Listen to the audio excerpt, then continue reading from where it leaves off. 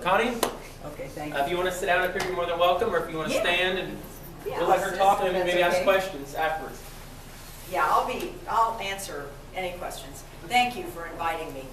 It's a privilege to come talk about my dad. There are a million stories, and when I ask, what do you want me to talk about? Well, what was it like to grow up, with your dad as a principal? And there are, many, many personal things. But I thought my dad was worthy of a little bit of an historical perspective of who he was and why I think he was so dedicated to all of you, to this town, to his church, and to the high school. So I'm going to be a little bit on the serious side.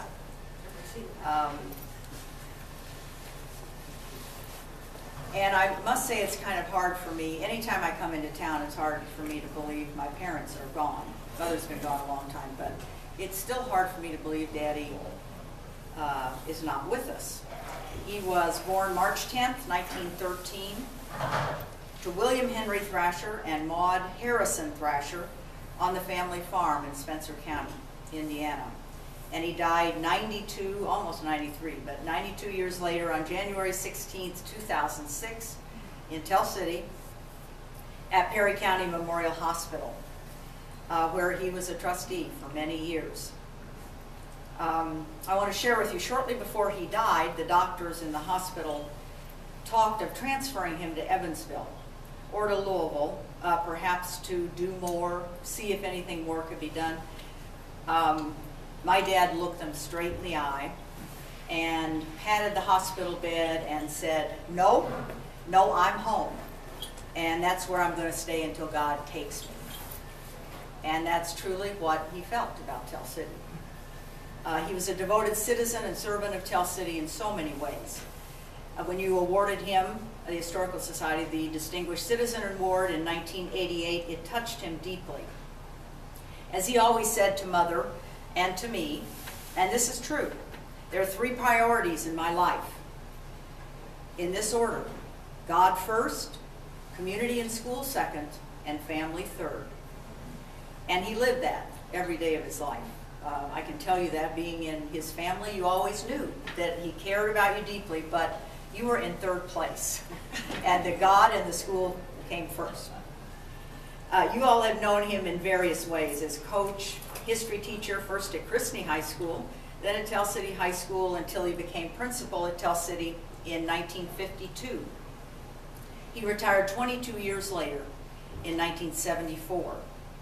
You've known him as a lay minister and leader at Tell City First Methodist Church, where he taught Sunday school for 40 years, missing only one Sunday school lesson when he had to appear in Indianapolis for the seat allotment drawing for the IHSAA boys basketball appearance in the Final Four. One Sunday he missed in 40 years. He sang tenor in the choir, led the stewardship committee at the church for years, recruited my mother and me to be church treasurer, counting money every Sunday morning after church. My mother played piano, I sang with my dad. My mother and dad and I sang out in many of the country churches because he was a lay minister. On many, many Sundays we'd do 2 services in Tell City, and then we'd go out in the country where he would preach again. He really always deeply admired the Methodist Church circuit riders and used to say, if I'd been born at another age, that's what I would have been. So he loved preaching out in the country. He was an active member of Gideon's International for years. God did come first in his life, and near his death, he said, we were talking, and I asked him if, he had any regrets or, anything he would have changed, and he said, I only have one lingering question. Maybe God really wanted me to be a minister. But that was it. He was a member of Eastern Star, Evansville Valley Scottish Rite, a 50-year member of Tell City Masonic Lodge, 623, F&AM. He and Mother were worthy matron and worthy patron in Christney Lodge and Tell City, and grand advisors for Rainbow Girls when I was a worthy advisor. He was absolutely committed to Masonic values as a guide for how to live what he called a worthy life.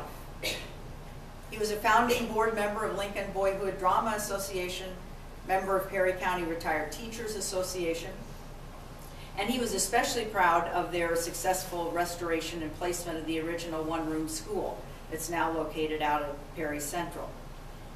He was a member of the Historical Society and really enthusiastically involved with Mary in the creation of the Tell City History Museum. That brought him a tremendous amount of pleasure. He'd always talk about it when I talked to him on the phone. He was a barbershop quartet member. First he sang with the Gourmets, and in his later years with the Grandfathers Four. And I do think that maybe God's greatest gift to my dad was his perfect musical pitch. He had a tenor voice that really never weakened with age. He could play piano by ear and the violin, although he never had a music lesson. You probably remember his sense of humor, his good-natured way of adding a joke to almost every sermon, every lesson he ever taught, every meeting at school or at church. I have notebooks with his handwritten jokes and stories, the ones he used when he prepared his Sunday school lessons, or a sermon or speeches at various functions. He kept these in notebooks in categories: inspiration, encouragement, moral lessons, leadership. And it's very moving when I read through those, and I see how careful he was to make a note. Use this, you know, when I'm talking about inspiration. So he's a very thoughtful speaker. He really was a most serious man in everything that he did, yet he thought there was always room for and need for a joke or a story that would lighten the moment or bring special meaning to a story. I believe his way of storytelling actually made him a great teacher and a great leader. As so many people told me at his funeral, he was always teaching and he was always leading, and his motto simply was, if you thought you weren't paying attention, it's get in the game. And he did. He'd even say it at the house sometimes, to Mother or to me. You know, if he thought we were like, I don't know, not focused enough. Now at his funeral, his minister, Gil Hubbard, asked a question that I don't know how many people remember this, but it really is one of the most meaningful things to me. And his question was, what is it about those Spencer County boys? Boys like Abe Lincoln and Hugh Thrasher, who grew up on those Spencer County farms. Now my dad wouldn't have compared himself to Abe Lincoln, but I thought, whoa, you know, what a striking comparison to draw. And it is an important question, as my dad had such a firm foundation and certainty about who he was and what he believed and what was expected of him in life. So where did that come from? I'm not sure he ever thought much about it. I asked him sometimes, like, so like, how are you so sure of yourself? And Daddy would just say, well, it's just the way I am. But while there may be many answers to why my dad was the way he was, I started working on the family genealogy about 3 years before my dad died. And when I would find things, I'd call him or I'd come down to visit and I'd show him what I'd found. And truly, he looked astonished. I mean, he would say, well, that can't be my family. Yeah, that's your family, Daddy. This is where you come from.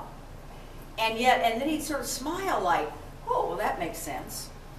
And in a lot of ways it does. He's a descendant of the first Thrasher we know of, and that's Benjamin Thrasher. First recorded in Maryland history as a cornerstone founder with 18 other farmers in 1719 of Old St. Paul's Episcopal Church, Rock Creek, Maryland. It's the oldest church in the Washington Diocese. I went up in 2012 for the beginning of their 400th anniversary, and it was an amazing experience to be on that land where that church was founded. But as you come right down the line, Benjamin's son Thomas moved toward Jefferson, Maryland, was a founder of Christ Church in Rockville, Maryland. Thomas is a Revolutionary War patriot and is recorded in George Washington's journals as a contributor to the war effort. He was too old to fight, but his name is recorded in Washington's personal journals. Thomas's son Benjamin stayed in Maryland, was also a Cornerstone founder at Rockville. Then his son Benjamin Sr. married Elizabeth Sargent in Maryland, and they came by river to Claremont County, Ohio, where Betsy's father had acquired one of the Virginia military land grants.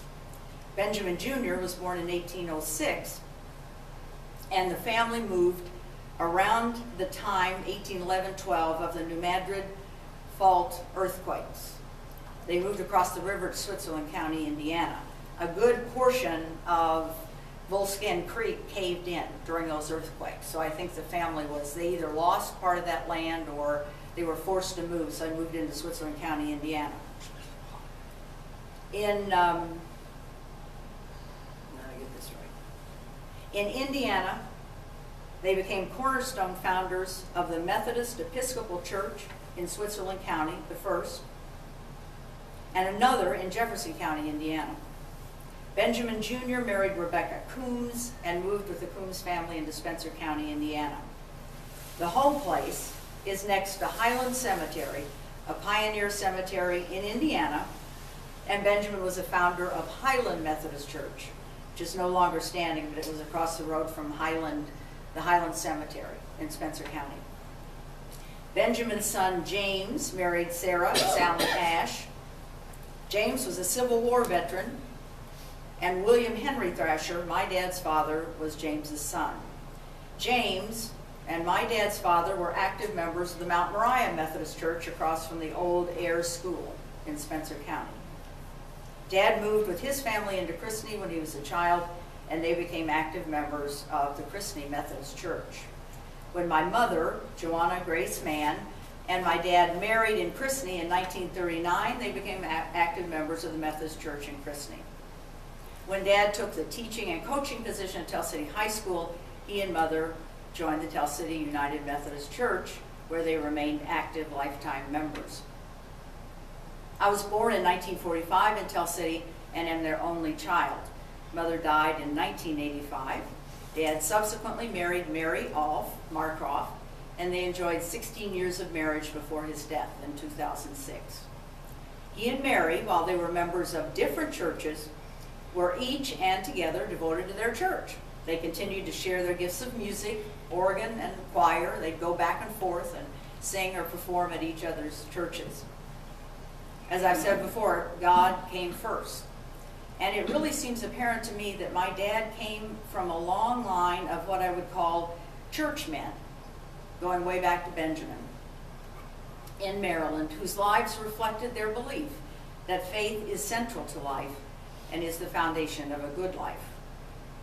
Now, while this family history seems a bit serious and perhaps overdone to you, in my dad's life and in our family, it was real, and it was felt, and it was lived. I suppose you might think this made living in our family not much fun, and that really wasn't the case. It was simply a purposeful family. There was never a question of who you were or what was expected of you. Now, I look upon this as a great gift. I thought working hard was the only way to do anything, because my mother and dad did just that. And while everyone knew I was the principal's daughter, I had great friends, loved teachers. Don't believe I ever received any favoritism because I was his daughter. The only one time I remember thinking that things might be a little unfair was when Tell City High School band went to the Kennedy inauguration. And there was a ticket drawing for people in the community to see who would get to go. Of course, my mom and dad had to go to Washington, but my dad would not let my name be put into the drawing. He simply thought that so few people would get to go, and he didn't even want there to be a possibility that people would think that I would be favored, that even if my name had been drawn. I thought that was a little overdone, but that's, you know, that was my dad. He simply said this is the way it's going to be. He was, in some ways, pretty inflexible in that way. He had his standards and his beliefs, and we were his family, so he made the rules. Mother just sometimes used to roll her eyes, but she always said, well, that's just the way your father is, and you have to accept it. In retrospect, I'm really fortunate because it fit my personality really well. I was disciplined. I wanted to study, so you know, I wasn't rebellious. So I never really felt that there was anything like overly disciplined or strict about my family. I just simply believed when they said to me, there's only one way to live your life. You work hard, do everything well, the best you can, and you don't have any other choice. So that was kind of the way that I grew up. Dad was also very aware of his devotion to school, and Joe Talley at Dad's funeral called him the consummate schoolman, always sacrificing for what the school, the teachers, or the students needed, and to his church. As an example, every weekend in our house was pretty much the same.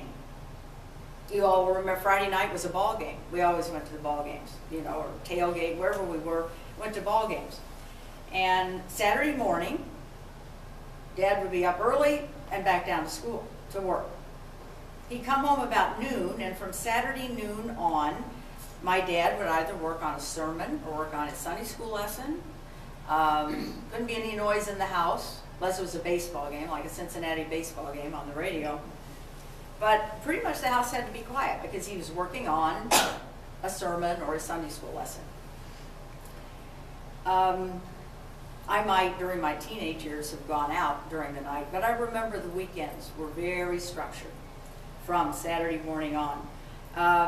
After Daddy finished his Sunday school lesson, if we were singing at church, then Mother would play piano and Dad and I would practice what we were going to sing. Sunday was church somewhere or two places. Sunday afternoon, Mom and I would count the church offering, and Dad would go back down to the high school every Sunday afternoon. I mean, every Sunday afternoon. And sometimes we might go down to Christney to visit relatives, but we'd have dinner, my grandparents or my aunt and uncle, and then we'd come home, and sometimes he'd even drop us at the door and go straight to the high school. Just an amazingly dedicated man. And he really always said, I have to make sure the high school's ready to open on Monday morning. And he said it with this just incredible conviction. He did always joke and give my mother credit for raising me, as he always acknowledged that he had other places to be, doing what he was expected to do. And the more I reflect on the way our family lived, I think the kind of discipline we had at home was really what my dad needed, so that when he walked out of our house, he was just truly present for all of you, no matter where he was. School, church, tell a joke, absolutely devoted to his community around him. I always say that there was no fighting in our house. I mean, it just wasn't allowed. You know, and if I got angry about something, I just was told to go to my room and come out when I was better. But my mom and dad, in a lot of ways, knew one another very well. And I remember this so clearly, and it says something about what it was like to live in my family. We were sitting at dinner. One night, Daddy must have been talking about something, and my mother said, this is really true, well, Hugh, you know that pride is a sin. And God knows you're nearly perfect, but you're a proud man. And my father put his fork down, and he said, your only fault, Joanna, is that you're just too critical. And everything got very quiet. We all went right back to eating. And, you know, as an only child, you just listen to these things. And there was a lot of that in my house, where it was just very clear who they were, who I was, what my place was, what was expected of me. And I admire my parents tremendously, admire my dad tremendously. And I think, you know, I know I said it to half the people in the room at our 50-year high school reunion. I just feel so grateful to have grown up in Tell City, and with parents and neighbors and people at church who watched over you, took care of you, knew if you were getting out of line, called your parents if you were doing something you shouldn't. So and I think my classmates who are here agree. We're just very blessed to grow up in this town. It's just the best foundation I needed for life, in my home, with my parents, and in this town. So there you are. Thank you.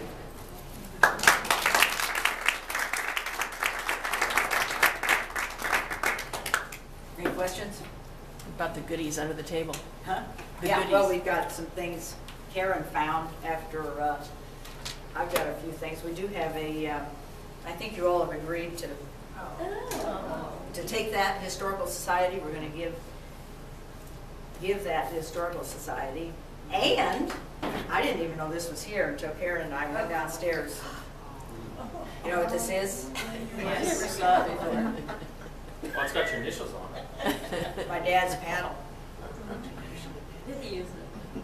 And it hung right in his office. He paddled students up to the day he retired. Wow. Which, you know, is not politically correct at all now. But, you know, the thing he always said about this is that, and I had one classmate at least confirm this, you know, if he caught kids doing something, he'd call them in and say, 2 choices. I'm going to paddle you, or I'm going to call your parents. Now, you go outside and you think about it for 5 minutes, you come back in. And a lot of times the kids would come back in and say, we'll take the paddling. Don't call my parents. Just, you know, it's just like, Find out about it. yeah, don't call my, just give us a paddling. And Daddy would put the paddle down and say, get out of here. And don't do that ever again. It was Cub Stevens who told me. It happened to him once at our 50-year reunion. I never heard that story. But so he just used it to intimidate, I think, as much as, you know. And then he, you know, we knew they'd call our parents. So anyway, so we're giving this to them. It's Mr. Thrasher's. It is his paddle. So. It doesn't look too strong. Don't think it would get too hard. Yeah, and he, Daddy, I mean, I will say, there were a couple of times he got phone calls. I won't mention names, but once it was from the mayor saying, don't you dare paddle my son. And my dad said, I will do what I'm supposed to do as principal of this high school. Now, if you want to come down here and talk to me about it, fine. But I'm gonna do what I need to do. And he did. And it just, you know, mayor never did anything, but it was, he was just a man of absolute conviction that he, at times probably too much so, thinking he was absolutely right. But then again, when I look at all the responsibility he had, I'm not sure he could have done it all with any kind of, you know, well, I'm not sure, you know, we just don't live in an age anymore where people are that certain about things. But my dad was. He was really certain about what his job was, and that it was his to do. I admire that tremendously. You know, I wish more of us had the courage of our convictions these days. I have enough of it, my friends tell me. You're becoming your father. My cousin always tells me that. Anyway. I remember when we had the pep rallies, and that's just about the only thing I remember about him. But he would get up there and he would jump and holler and carry on, and I just knew we were going to win that game no matter what. But I don't know how old you been when we were in high school, but we were so young. We thought that if that old man jumps up and down like that, we're just going to have a heart attack and die. And he probably wasn't. Well, he was principal 22 years. And he did finally have quadruple bypass surgery. Oh. That was after he retired. And he had some, we knew about some angina the last couple of years he was principal. And my mother worried about that. But, you know, Daddy, I mean, his faith, he would just say, you know, God's not going to take me. I've got a job to do. I've got to, you know, when I retire, we can worry about that.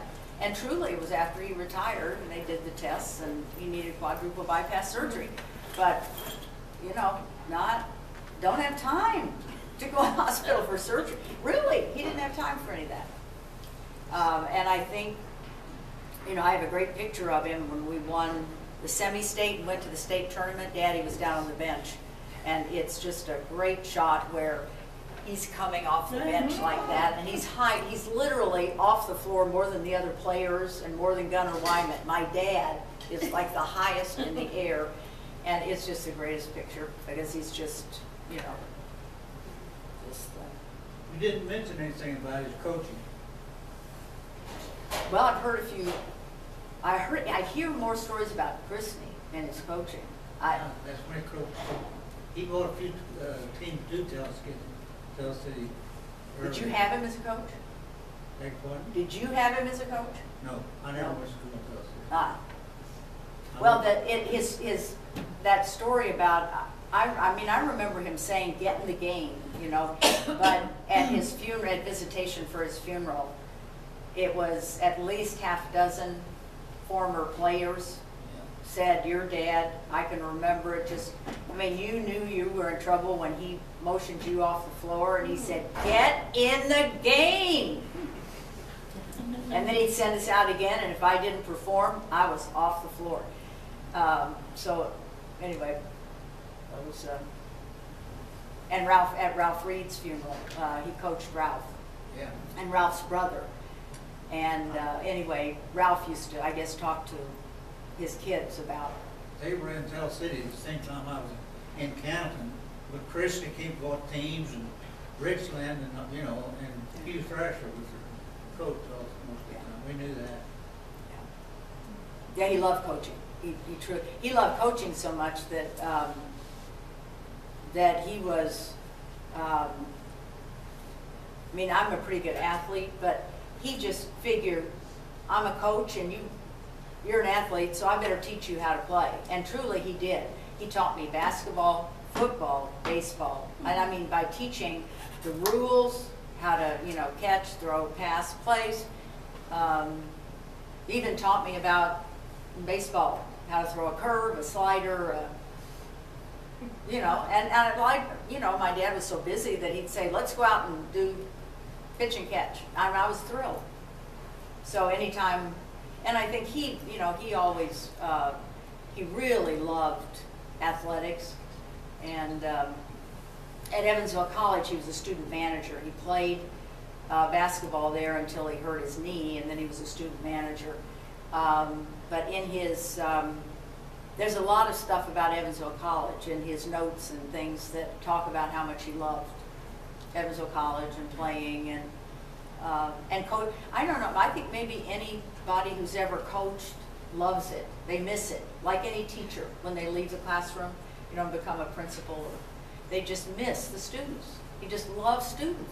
And I was telling somebody, you know, he had all the yearbooks at home from Tell City High School, and when he would be invited during Schweitzerfest to come to the reunions, he would get those books out and make sure he still remembered the names and didn't want to miss anybody's name. And I remember calling him. He'd say, I'm just going over, I'm going to go to the class, so-and-so and so-and-so in their reunion. I want to make sure, you know, I may not recognize them, but boy, I'm going to know their names. And he just absolutely, and so proud of students. I mean, my dad, you know, when he would hear good things about, you know, a Tell City High School student, he absolutely beamed. It just, you know, it was delightful, you know, because he took personal responsibility and pride for the students who graduated Tell City High School. Yeah. I was speaking to him one time at a historical society meeting, and he apparently did a lot of officiating. He and Ivan Sprinkle. Oh, I know. Yes. Yeah. And Oh, he I had know. the ability, when he told a Yeah. story, that you literally were right there. And the stories were fascinating. The old-time basketball. I guess, I don't know when he reffed, though. Yeah, Mother said I went to my first game that Daddy was refereeing when I was 6 months old. Because Mother and Ivan Sprinkle, we would all go together. And he did a lot in Leavenworth, like up the, you know, up the road there. Yeah. And I was a baby, but by God, we all got in the car, and then sometimes we'd all ride together. I can remember him, you know, like after a game, officiating a game, he and Ivan Sprinkle would be, what about that? What do you think was going on there? I didn't agree with you. I thought they would rehash the whole game. Yeah, he did ball games way down in Kentucky, and I know that's back when basketball was segregated. He would do a lot of the Yeah. black high schools. He would Yeah. tell me about the quality players they had back then. It's really interesting. Yeah, yeah, he loved, I mean, he just, yeah. as I said, I think he always missed officiating, coaching, and I understand it, because my dad he was a natural leader and a teacher and a natural coach. You know, like, he was always willing, when people would say, what do you think I ought to do about this? My dad loved that interaction with people.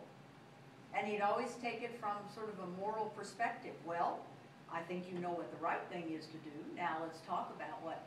He was just, so I can see why coaching, you know, that hands-on in a game where it's all, you know, in the classroom it's not quite so tangible, but in a ball game, you know, sports are something that you're just like, it's so immediate, and it's right there, and you either perform or you don't, you know. And I think he always missed it.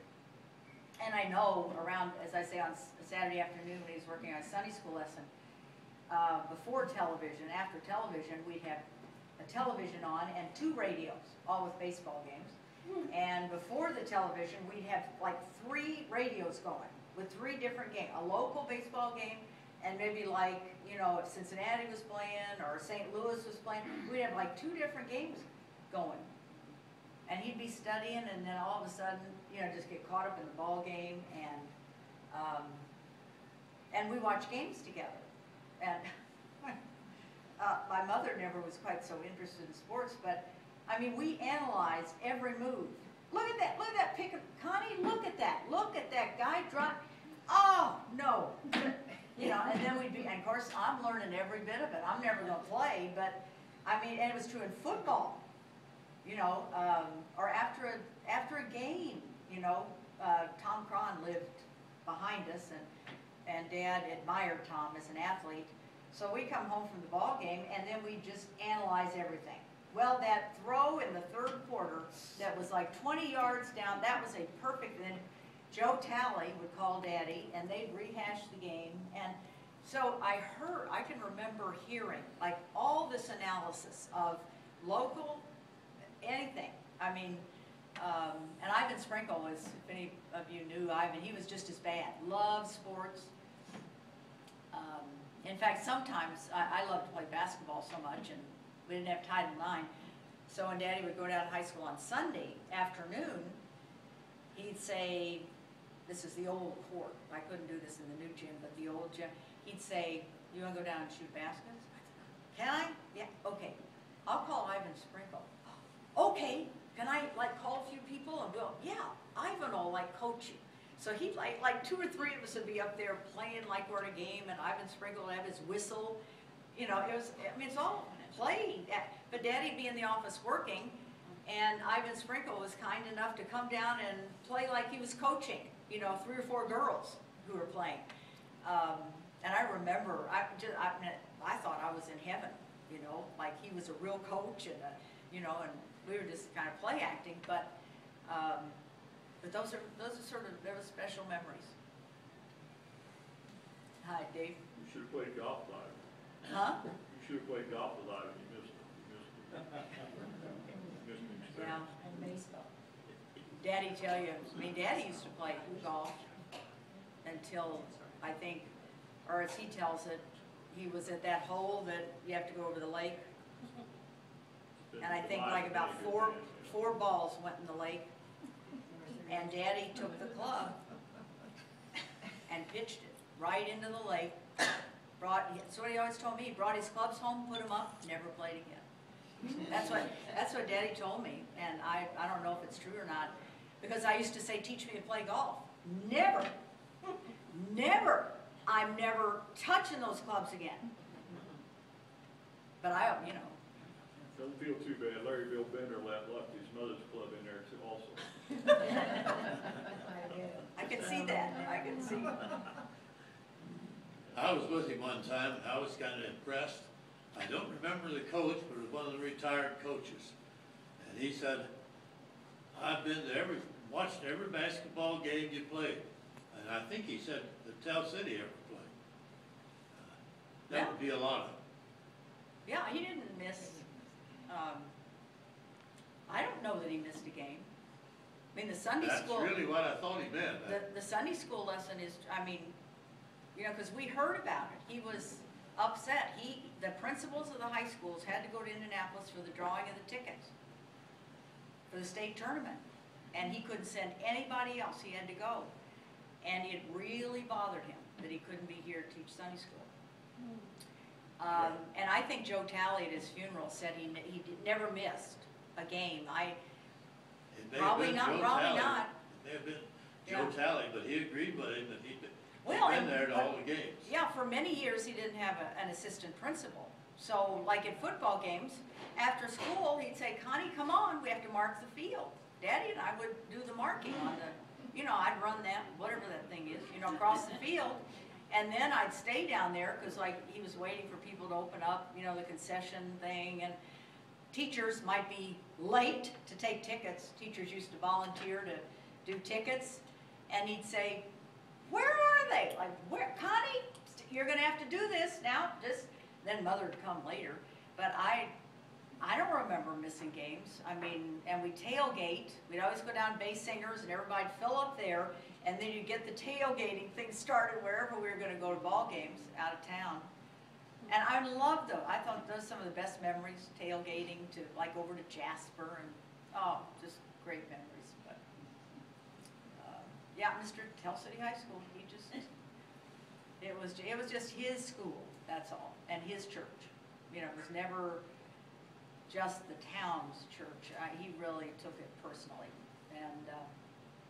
and I think loved every minute of it. I never, ever heard him say, I'm tired, or I'm too tired, or I don't think I'll go down to school today, or gee, I wish I didn't have to go. Never. The words never came out of his mouth. And that, I mean, that's incredible. You know, now that I'm older and I've worked and I've, you know, not to complain and just to say it's my job. It's my job. Was he into antiques? Oh, yeah. He would set up in the park, wouldn't he? Yeah. For his Oh, wedding yeah, fest? yeah. Now, Mother, he'll credit Mother with that. He didn't have as much time when he was principal, but Mother was always a collector and used to be a finder, in fact. She and Jim, if you remember Jim and Lucille Cummings, Jim Cummings was a teacher. They would set up also Yeah, at the Lucille same was time. really a much better, I mean, she had studied more, and they would go out on trips and bring things back. And when I was in New England, Mother and Daddy would come up to New England, and they really were like, they had a list of things. They were supposed to go find things, trunks and things for people. And of course, I was in New Hampshire, so when I was working, they'd head up and did some wonderful, you know, antique hunting up there. And then Daddy and I worked together refinishing things. We both he loved to refinish, so especially wood, and worked on, you know, a lot of that together. And then they started doing the flea markets and really enjoyed it. Had a good time. They love people, so. And I'm a collector. I collect as much folk art as I do anything else, but it was Mother who, I mean, Daddy always said, your mother's got an eye. She can spot some, and she could. What's that plate open? And she'd head right toward it, and it would be that plate that, I mean, she absolutely, you know. So Daddy learned a lot just from, you know, from watching her. And then, anyway, he refinished things. And I think when he retired, the article they had in the paper, he has a picture, he has a lantern, an old brass lamp in front of him. And he said one of the things he looked forward to doing was doing more antiquing. And they did. Came to New England a lot more often and saw me, and we had a lot of fun.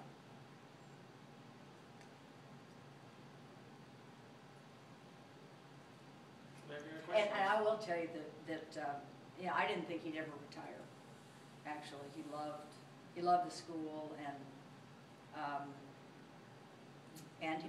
we knew, like, we knew it was angina, whereas everybody now, I mean, we just knew Daddy was having chest pains. He'd go out in the yard, you know, to mow the grass, and then he'd ask me to come out and help, and he just wasn't gonna do anything about it until he retired, and that was really clear. You know, he wasn't gonna take time off. But I remember the day he came home and said, it's time for me to retire. And what had happened is that, anyway, State Department of Education had sent some new rules down about what principals could do and what they couldn't do. And one of the changes was that any principal to go into a classroom had to give a teacher a day's notice before they walked into the class. And my dad said, that's it.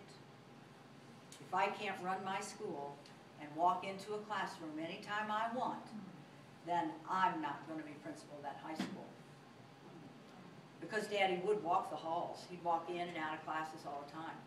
And he just said, that's it. You know, I need to be able to see my teachers and my students in their classroom. And if I can't do that, it's over. And he did very shortly after that. Again, he just wasn't going to do it anybody else's way. He was going to do it his way, his high school. It had worked, and he had certain standards, and he wasn't going to, he just wasn't going to change that. So. Anybody have any other questions, or? Okay. Well, let's give her a round of applause. Thank you.